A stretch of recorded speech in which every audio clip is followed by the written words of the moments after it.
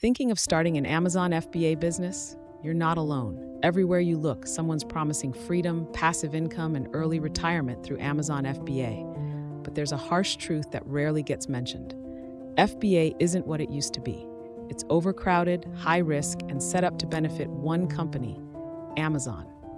Welcome to Smart Money Vids. With over 33 years of real-world business experience, this series will uncover why relying on Amazon, Shopify, or complicated e-commerce platforms can actually be a big mistake, and what makes more sense and more money instead. Let's dive in.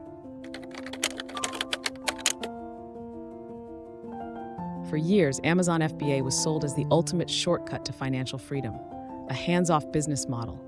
Amazon handles storage, shipping, customer service, even returns.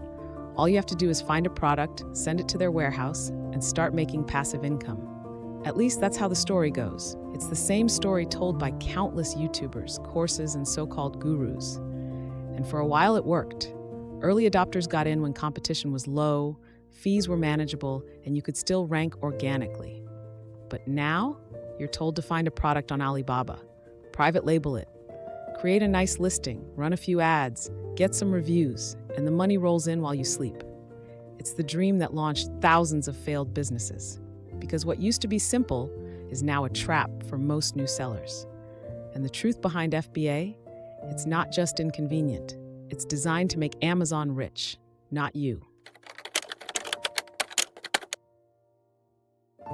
Let's break it down, because the truth is, most new sellers aren't building businesses. They're stepping into a machine that's built to squeeze as much profit as possible for Amazon. And it starts with this fact: Amazon FBA is overcrowded.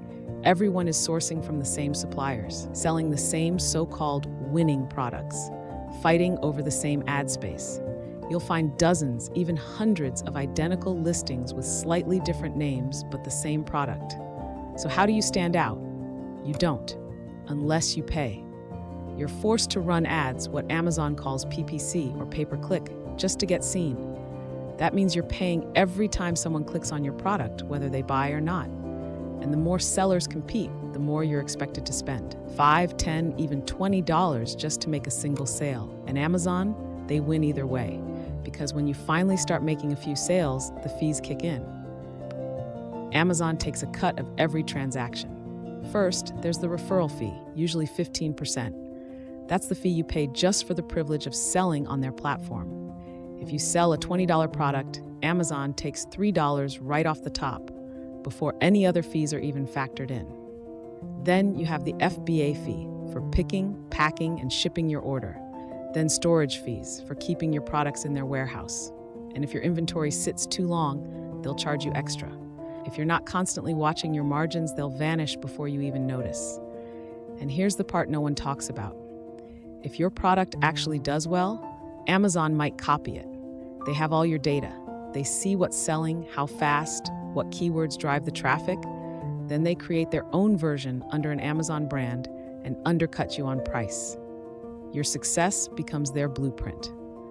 You took the risk, you built the demand, they take the profit. Still sound like passive income? And here's what no one likes to admit. Most new sellers don't make any consistent money, unless they're spending heavily on PPC, or they got in years ago when competition was low and ads were cheaper. Today, it's a very different game. Margins are tighter, ad costs are higher, and most sellers are just hoping to break even. Behind every success story you see online, there are hundreds of failed accounts no one talks about. This model isn't built to help you win. It's built to keep Amazon winning. When you sell on Amazon, you don't own the platform. Amazon does. And that means you're building your entire business on someone else's land. They make the rules. They change the rules. And if you break one, even by accident, they can shut you down overnight. No warning, no real explanation. Just an automated email saying your account has been suspended. And that's it. Your income stops. Your inventory sits in limbo, and you're left scrambling through appeal forms and hoping for a response. I've seen sellers go months without getting their accounts reinstated, and during that time, their products lose ranking, their ads stop running, and the momentum is gone. All because Amazon decided they were out of bounds. But even if your account is healthy, you still don't have control because Amazon owns the customer. You can't email them. You can't build a list. You can't follow up, upsell, or create any long-term relationship. You never actually connect with your buyers. Amazon keeps that for themselves, which means you're just another faceless listing on a crowded page until someone leaves a bad review and suddenly your entire listing is in jeopardy. One refund, one angry customer, one competitor playing dirty. That's all it takes to sink your product and possibly your entire account. And yes, fake competitors and listing hijackers are very real. Some sellers use bots to flood your product with fake one-star reviews. Others hijack your listing and start selling counterfeit versions of your product, sometimes even under your own brand name. And unless you catch it and report it fast, Amazon holds you responsible.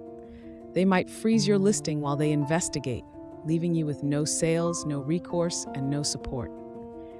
This isn't a business you control. It's a business where you follow the rules, hope for the best, and pray Amazon doesn't turn on you. Because even if you do everything right, you still don't own it. You're renting shelf space in someone else's store, and that store is overcrowded, expensive, and unstable. You're playing by their rules, in their playground, on their terms. That's not business ownership, that's dependence.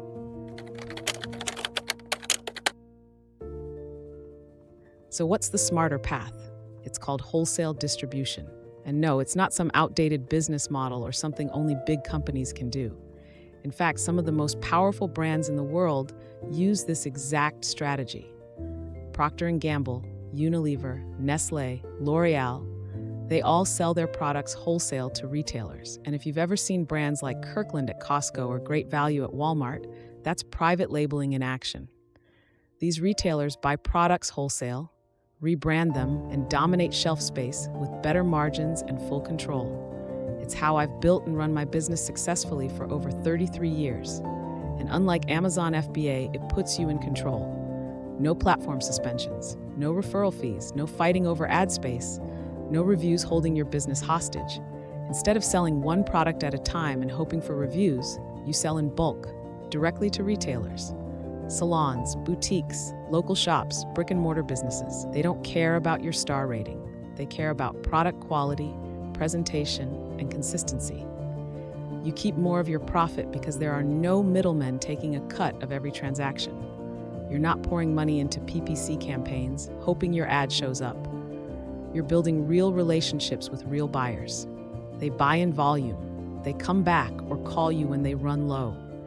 And when you deliver consistently, you become their go-to supplier. This is how private label actually works when it's done right. Because yes, you still own the brand, but you're not gambling on a platform that can shut you down or copy you. You're building something solid, a real business with real customers and real margins.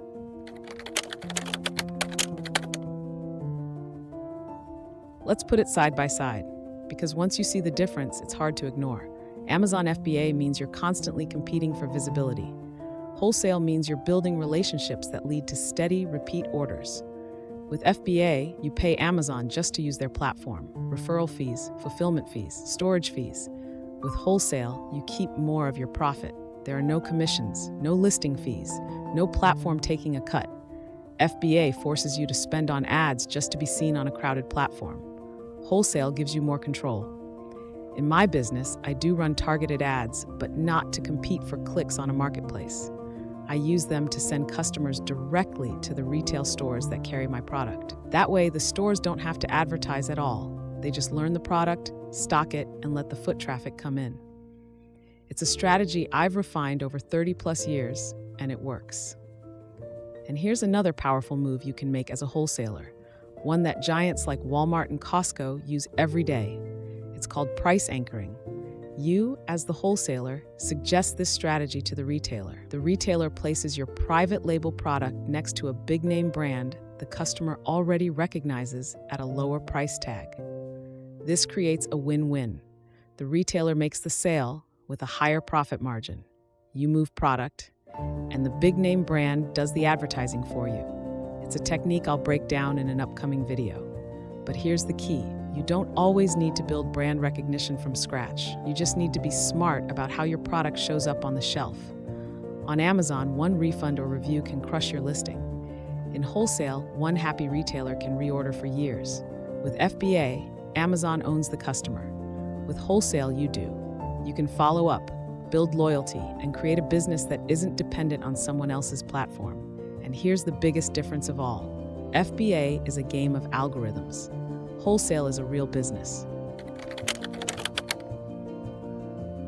If you're tired of chasing platforms, paying endless fees, and competing against giants, then maybe it's time to stop following the crowd and start building something real. Because when you control your product, your buyer relationships, and your distribution, you control your business. That's what wholesale gives you.